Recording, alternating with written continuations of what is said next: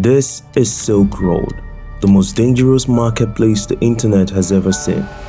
A website that moved $200 million in drugs, guns, and even human parts. October 1st, 2013, 4:49 p.m. Inside San Francisco's Glen Park Library, Ulbricht taps at a cafe-stained MacBook.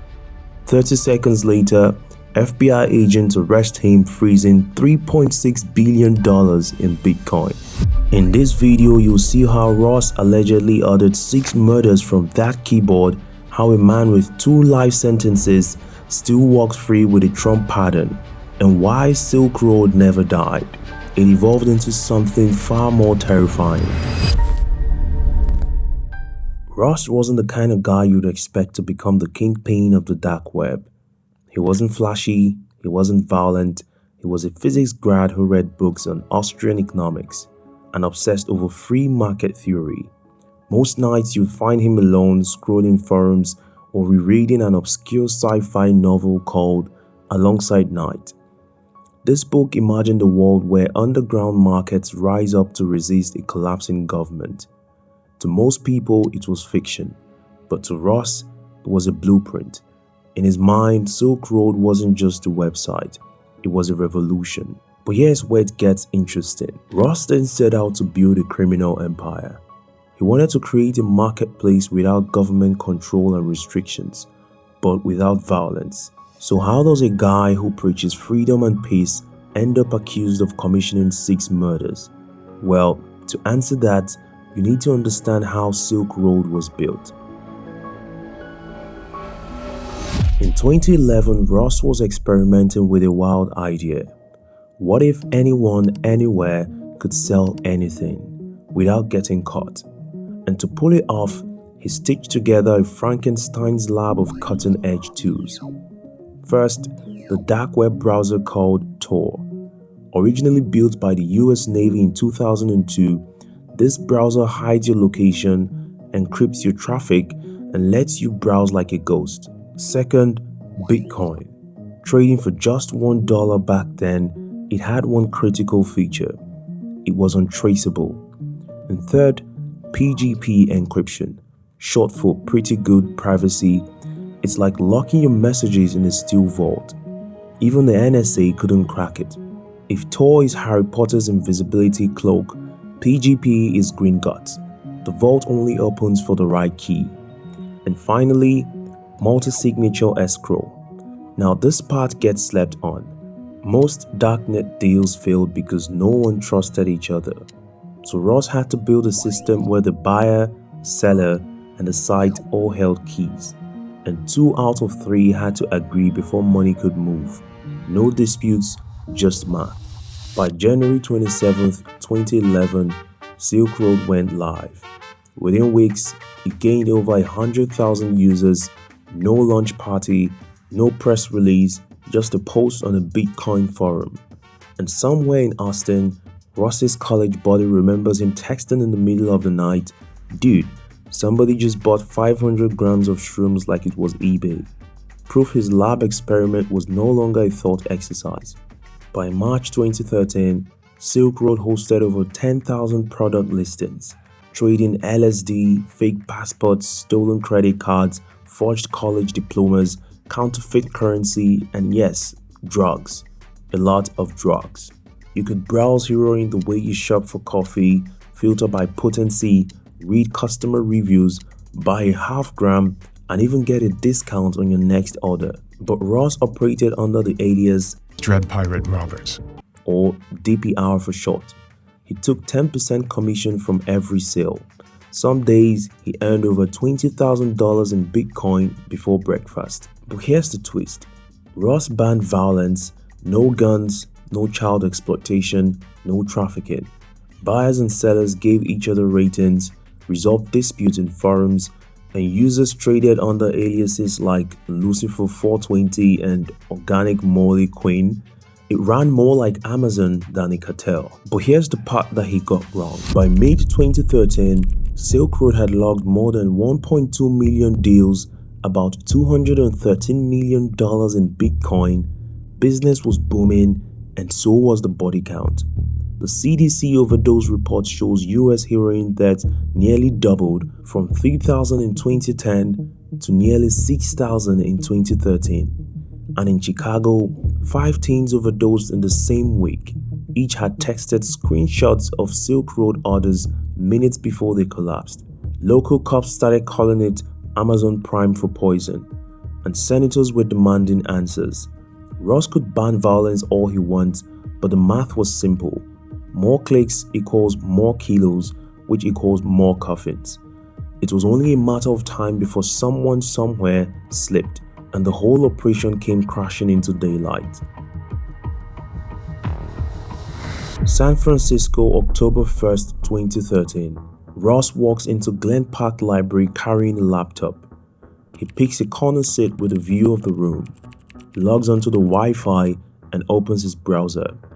What Ross doesn't know is that just outside the entrance, federal agents are watching. Inside, 2 are pretending to read, another is disguised as a couple fighting, and Ross is logged into Silk Road as Dread Pirate Roberts.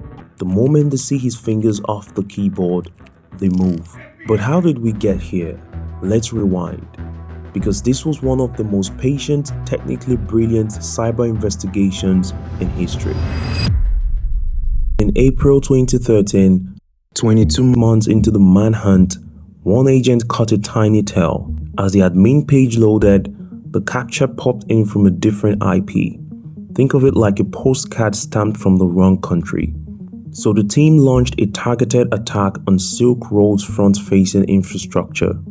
The goal was to overload the site's public entry points, shut down the clones, and force the real server, the one Ross was hiding, to go live again.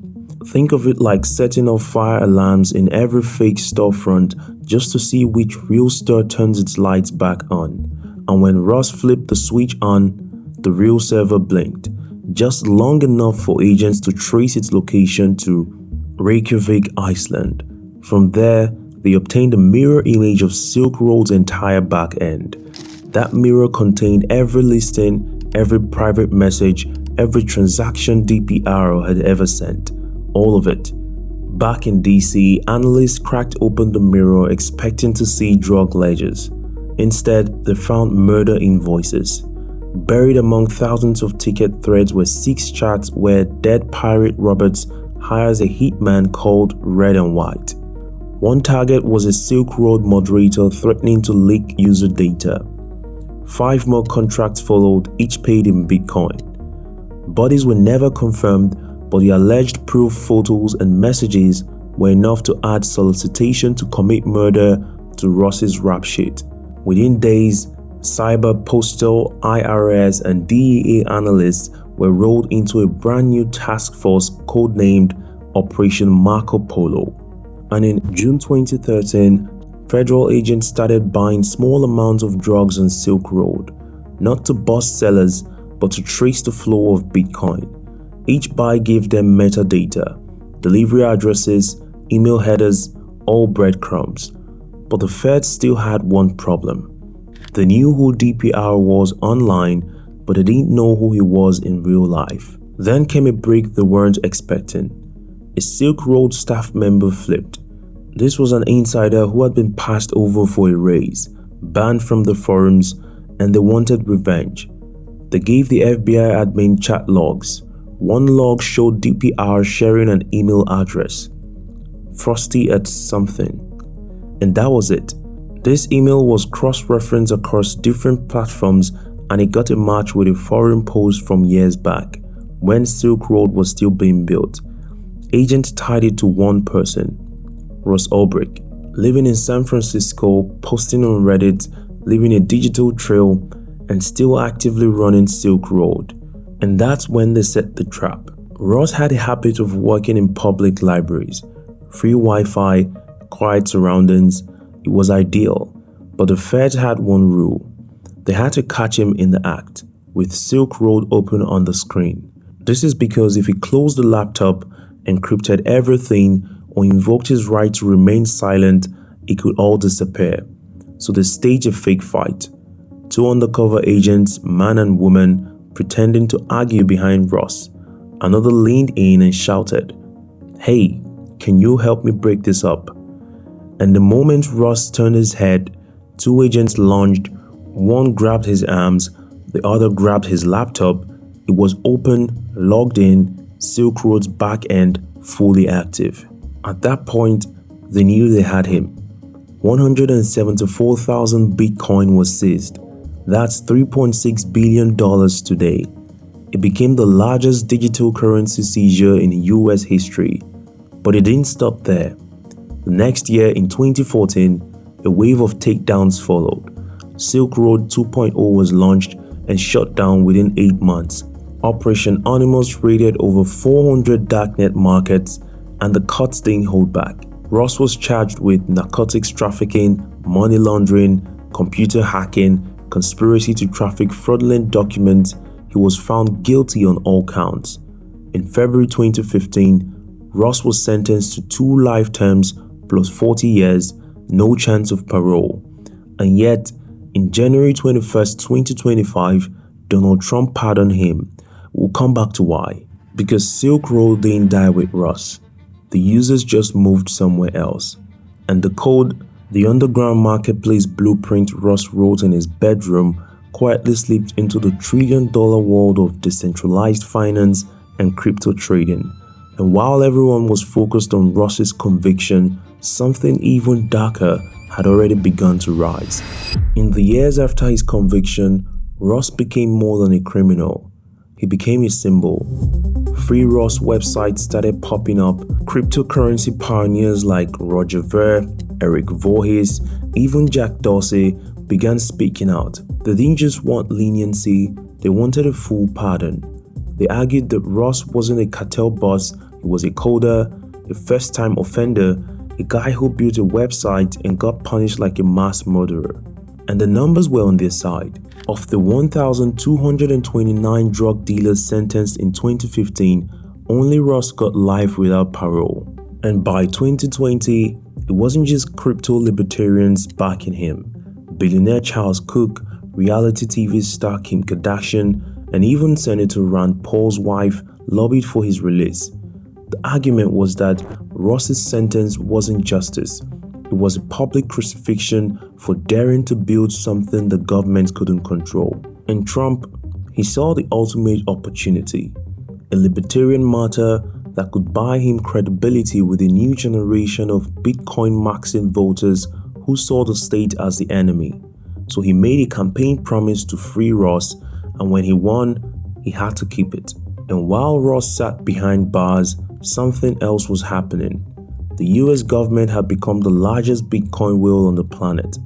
Between 2014 and 2022, the Department of Justice quietly auctioned off over 190,000 Bitcoin, some of it from Ross's original wallet.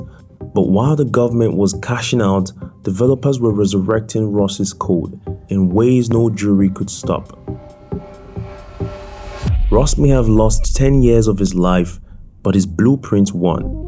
The idea that strangers across the globe could trade goods, currency, and services without permission, that's the engine behind decentralized finance, crypto exchanges, and Web3. And that same multi-signature system now safeguards over $180 billion in assets. Today, Ross walks free, but his original code is still out there, powering trillion-dollar systems. All this proves one thing. Nothing is more powerful than an idea whose time has come, no matter how dangerous it might be.